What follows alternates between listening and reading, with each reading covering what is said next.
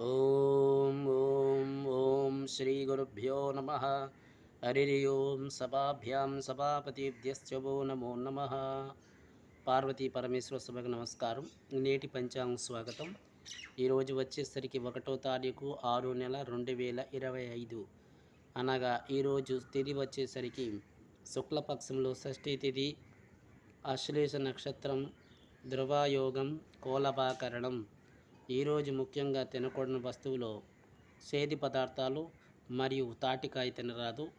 ముఖ్యంగా ఈరోజు శుభముహూర్తంకి వచ్చినట్లయితే ఉదయం 6:47 నుండి 9:11 వరకు ఉంటుంది.